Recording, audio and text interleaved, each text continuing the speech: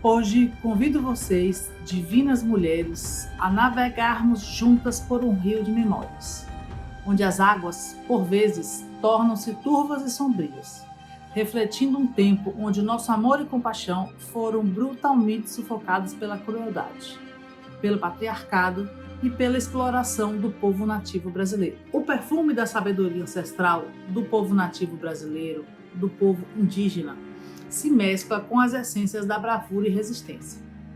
Desde os primórdios da colonização do Brasil, há mais de 500 anos, diferente da cultura opressora muito comumente adotada na Idade Média na Europa, nosso povo nativo permite mais liberdade e sabedoria para as mulheres. Julgamentos e execuções massivas se desenrolavam através das terras, e nesta trama violenta e caótica, as curandeiras, ou as bruxas para os europeus, nossas ancestrais espirituais, foram e são dizimadas por seu conhecimento de terra e da natureza, principalmente pelo poder dos aromas das plantas. Só que hoje vamos falar o que podemos aprender com esta sabedoria das mulheres da nossa terra sagrada. Vamos ao vídeo?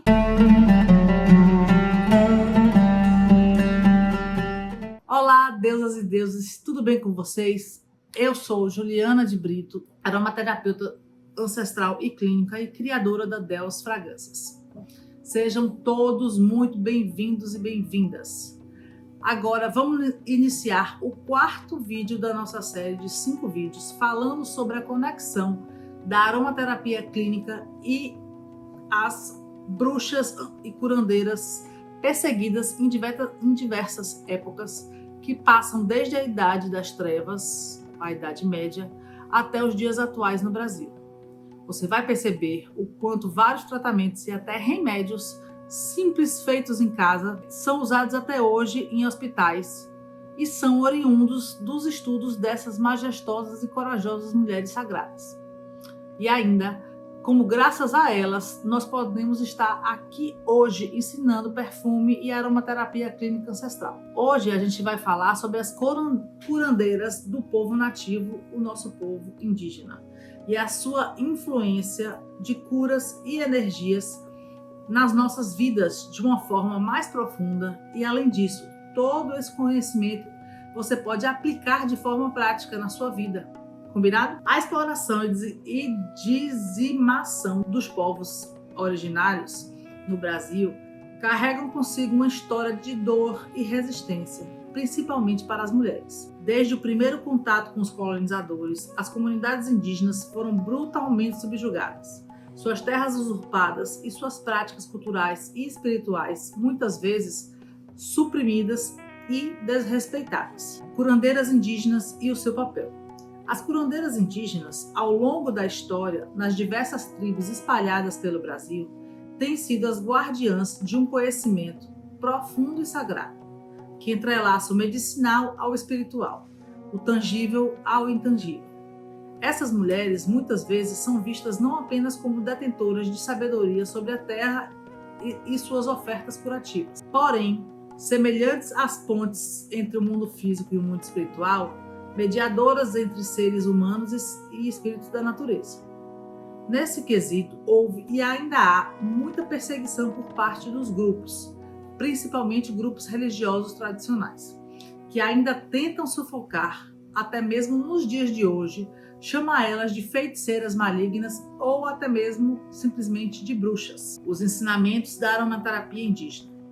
A aromaterapia, embora seja um termo moderno, encontra ecos na prática dessas curandeiras, que sempre souberam instintiva e empiricamente como utilizar os aromas das plantas para curar, proteger e se conectar com o mundo físico e espiritual. Elas entendiam que os óleos essenciais extraídos das plantas, flores, raízes, árvores e frutos possuíam propriedades que iam além do corpo físico, atuando igualitariamente ou até mesmo de forma mais acentuada nos campos emocionais e espirituais dos indivíduos e da própria comunidade. Por exemplo, o breu branco é uma resina extraída de diversas árvores na Amazônia.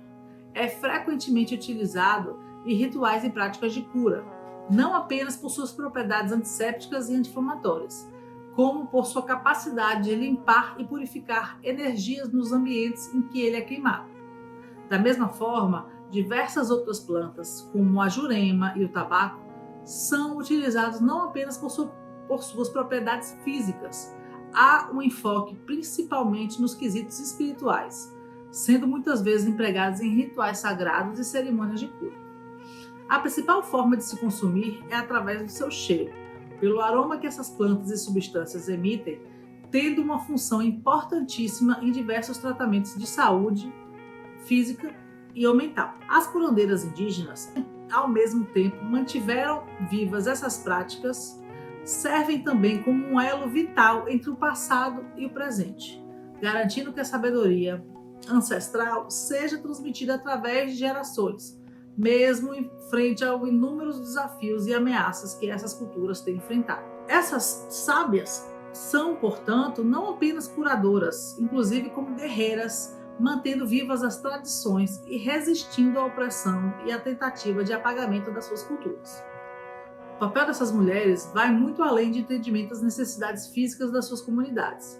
Elas também são líderes espirituais, conselheiras e, em muitos aspectos, mantenedoras da ordem social e espiritual daquela coletividade. O empoderamento inerente a essas funções é imenso, pois em suas mãos repousa a saúde física, espiritual e social das suas comunidades. Práticas da aromaterapia e fitoterapia indígena. A sabedoria indígena, principalmente a feminina, sempre esteve profundamente entrelaçada com a natureza, onde a terra oferece não apenas sustento. É possível perceber um enfoque muito consolidado na medicina e cura.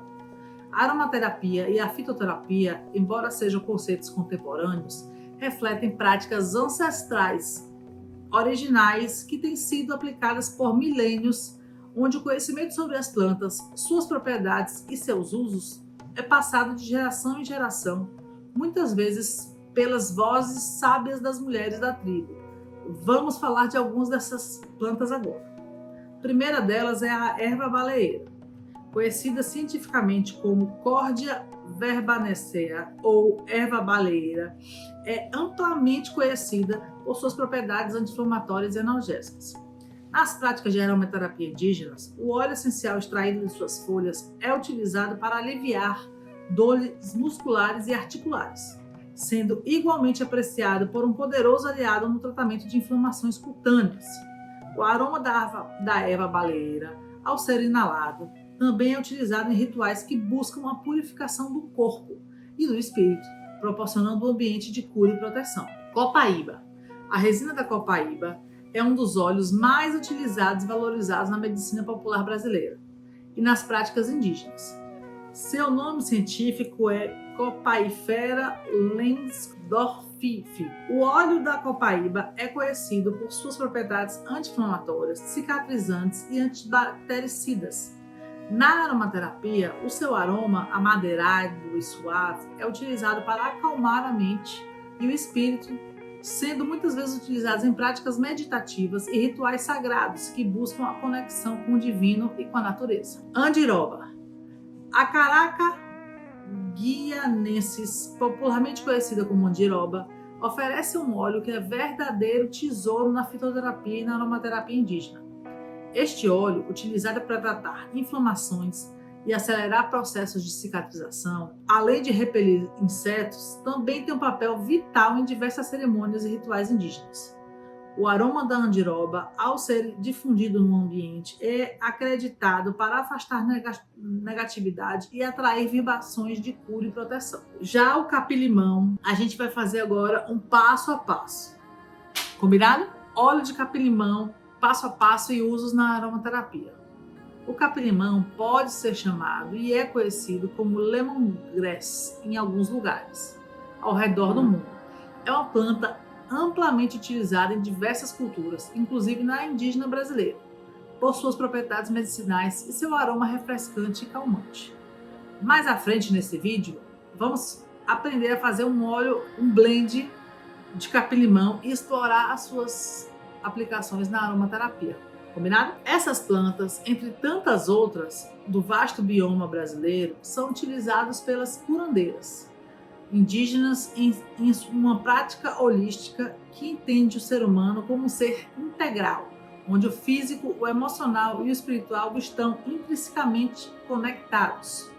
O uso dos óleos e essências vai além do trato de enfermidades do corpo, pois são ferramentas poderosas para curar o emocional e o espiritual, proporcionando alegria e bem-estar.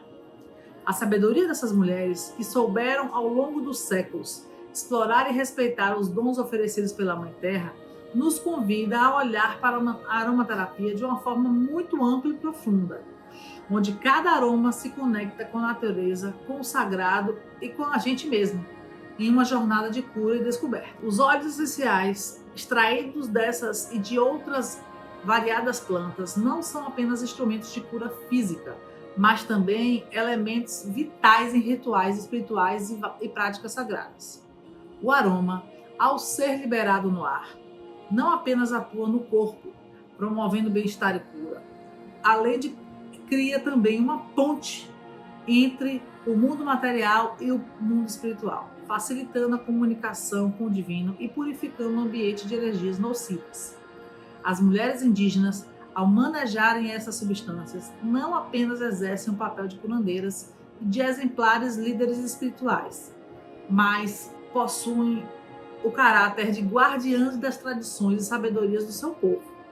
Elas navegam habilmente entre mundo físico e espiritual, utilizando os aromas e essências das plantas para curar, proteger e até guiar as suas comunidades. A delicadeza e força presentes nessas práticas refletem uma forma sutil, porém profundamente enraizada, da liderança e da influência dessas mulheres. Elas são, em muitos aspectos, o coração pulsante das suas comunidades, mantendo vivas tradições e garantindo o conhecimento continuado ancestral. Ao mesmo tempo, suas práticas e sabedorias, que têm sido passadas adiante, apesar dos inúmeros desafios e adversidades, são um testemunho silencioso, no entanto, poderosíssimo da força da resistência feminina. Hoje, ao olharmos para essas práticas com olhos de respeito e admiração, somos convidados a aprender e talvez a reintegrar essa sabedoria antiga, reconhecendo e honrando o papel vital que essas mulheres exerceram e desempenham até hoje, não apenas como curandeiras, todavia, como portadoras e protetoras de um conhecimento que tem o poder de curar tanto o corpo quanto a alma. Perseguição e violência contra curandeiras indígenas, uma sombra paralela à caça às bruxas na Europa. A história das curandeiras indígenas no Brasil e das bruxas na Europa, embora em contextos distintos, traçam paralelos dolorosos e reveladores sobre a perseguição das mulheres que detinham conhecimentos específicos e poder em suas comunidades. Ambas as narrativas estão impregnadas de violência, repressão e uma tentativa brutal de erradicar práticas e saberes que, de alguma forma, ameaçam a ordem estabelecida. Na Europa, durante a Idade Média, o renascentismo, principalmente, as mulheres que eram vistas como bruxas eram frequentemente aquelas que possuíam um conhecimento profundo das artes de cura, através das plantas, que auxiliavam no parto e que desempenhavam papéis de liderança espiritual em suas comunidades. A caça às bruxas, portanto, não era apenas uma perseguição religiosa, e sim uma tentativa de subjugação do feminino e do controle sobre os saberes e práticas que essas mulheres detinham. No Brasil, após 1500, as curandeiras indígenas, que também eram depositárias de vasto conhecimento sobre a flora local e suas propriedades curativas e espirituais, enfrentaram uma perseguição semelhante. Os colonizadores, armados com uma visão eurocêntrica e patriarcal, viam as práticas espirituais e medicinais indígenas como selvagens ou hereges, e assim como na Europa, procuraram suprimir e apagar esses saberes e práticas. A violência e a repressão contra as curandeiras indígenas eram físicas, culturais e espirituais. Além, havia uma tentativa sistemática de deslegitimizar e demonizar suas práticas, de convertê-las à fé cristã e abandonar seus rituais de conhecimentos ancestrais. Esse processo não apenas causou uma perda imensurável de conhecimento e prática medicinal, como principalmente houve uma ruptura na transmissão de saberes ancestrais e na estrutura social e espiritual das comunidades indígenas. Ambas as histórias, tanto de bruxas europeias quanto das curandeiras originárias do Brasil, refletem uma violência direcionada contra o feminino, especialmente contra mulheres que detêm poder e conhecimento. São as narrativas da resistência, onde, apesar da brutalidade e da opressão, o saber persistiu, sejam em práticas de cura alternativas que sobrevivem até hoje, seja na prática contínua de povos indígenas e originais que lutam para preservar e revitalizar seus conhecimentos e tradições.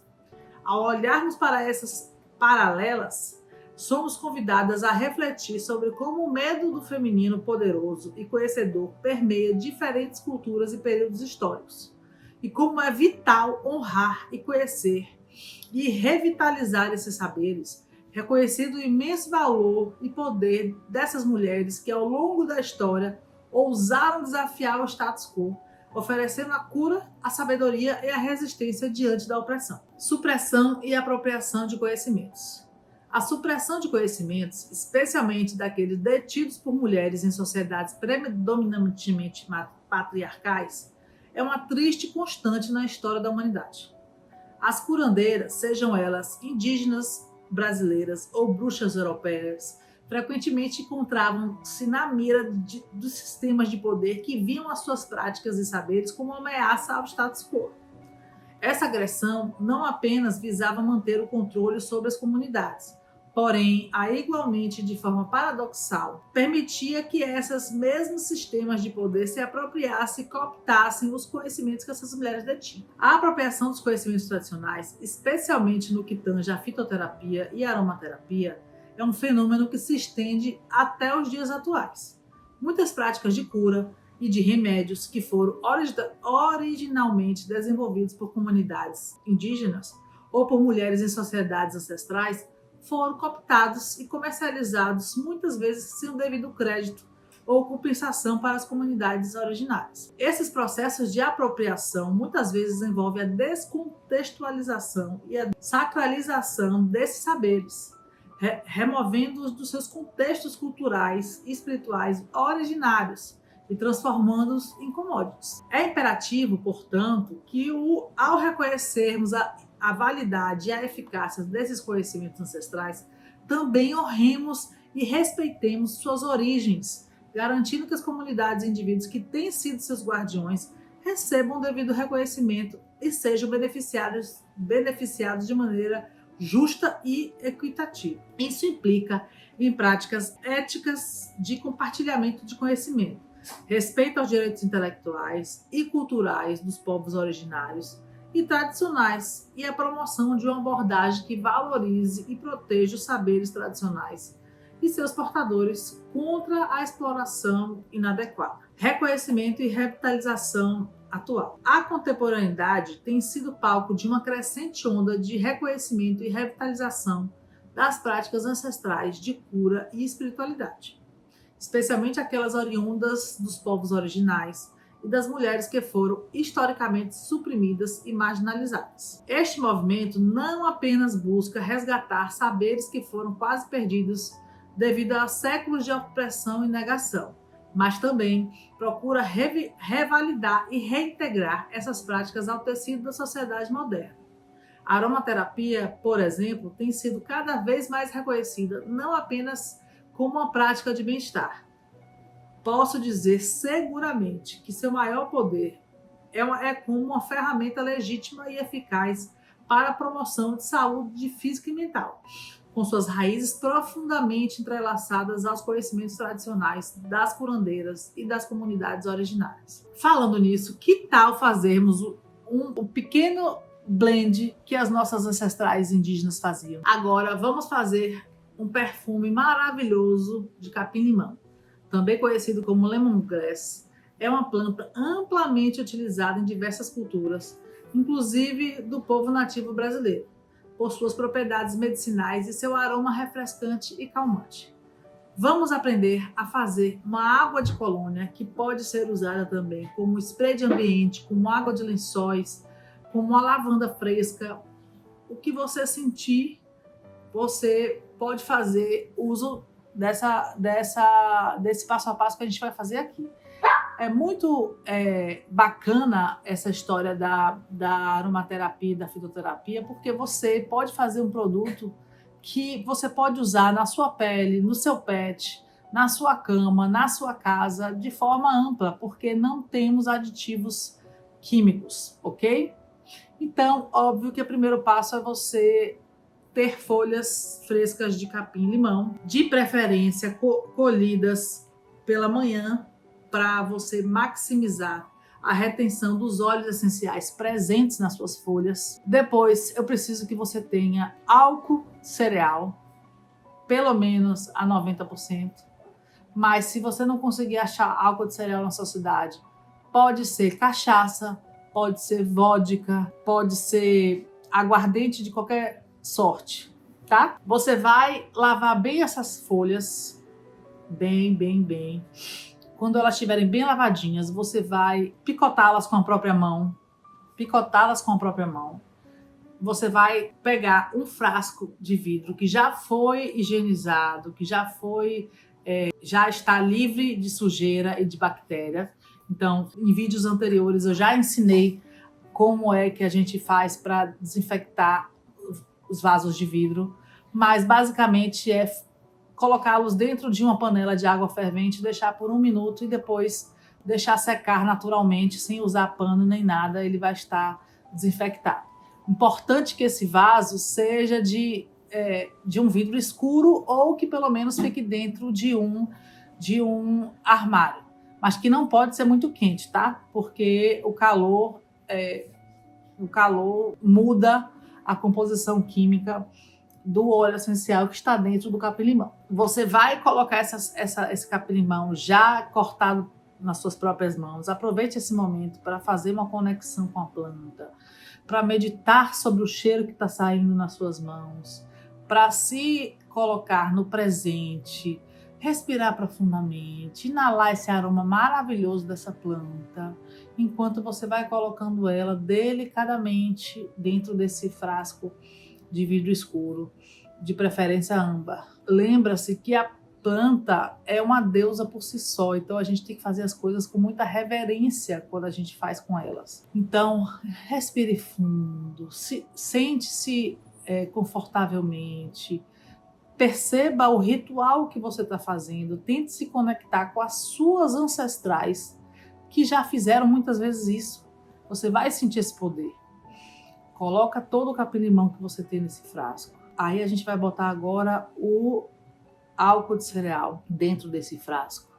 É muito importante que esse frasco tenha uma tampa que vede bem, que tem que ser também esterilizada. Agora, se for de plástico, você não pode botar dentro de uma água fervente, você vai passar álcool nele e fechar.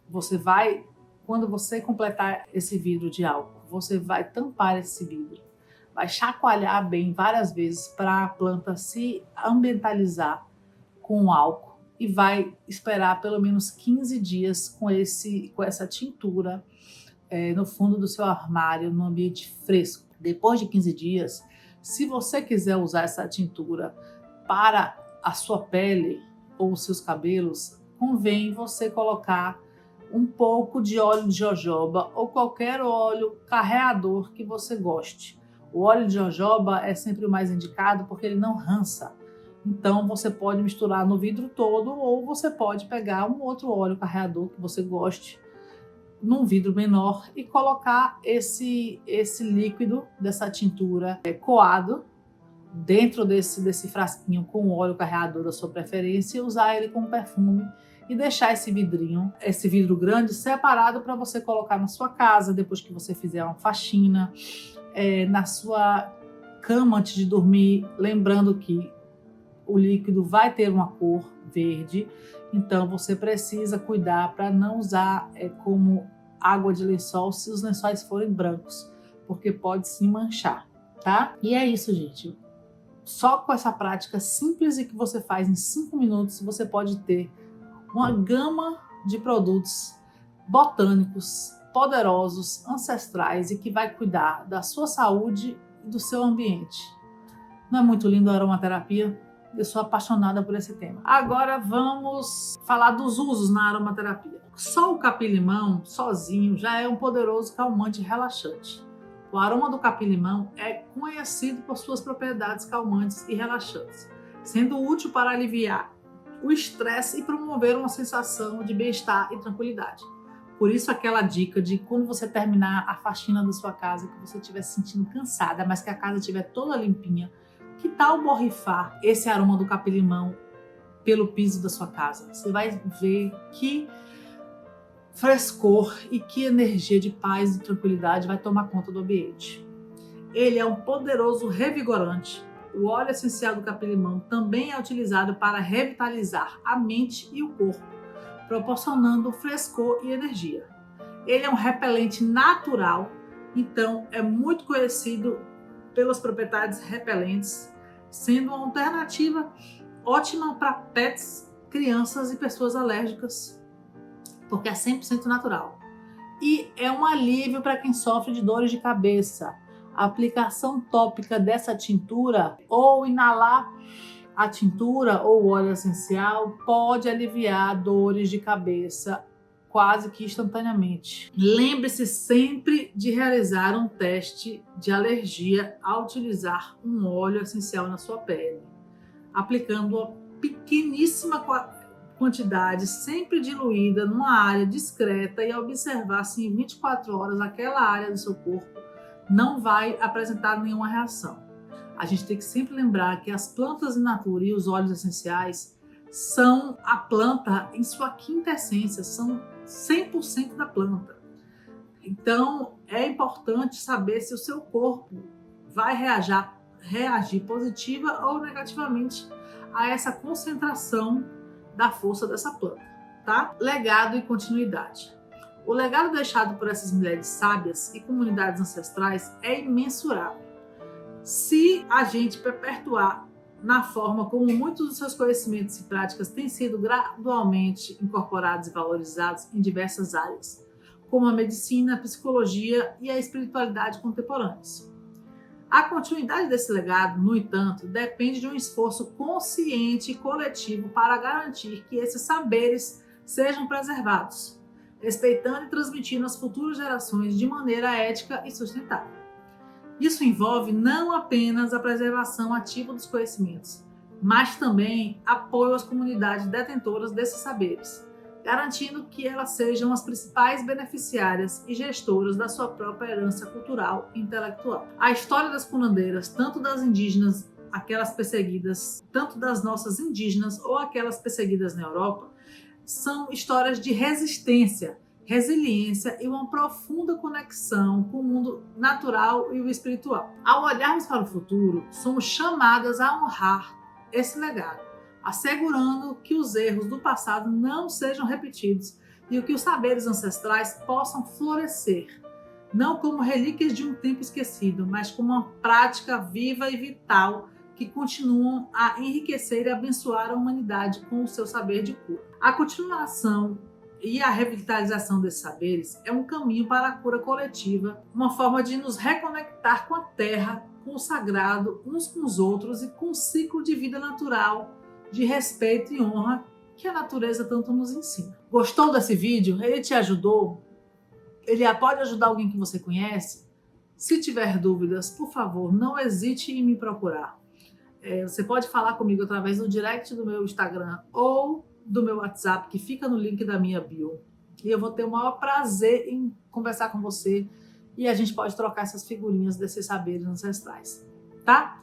Sempre importante lembrar, você não está sozinha. Estamos todas aqui nessa egrégora de cura e de autoconhecimento. Espero que esse vídeo tenha sido muito esclarecedor, que você tenha gostado desse conteúdo, que você possa enviar para todos aqueles que acham que podem se melhorar, se curar e se autodescobrir com esse tipo de conteúdo, tá? Se inscreve no nosso canal, deixa aqui o joinha e Um beijo e até o nosso próximo vídeo.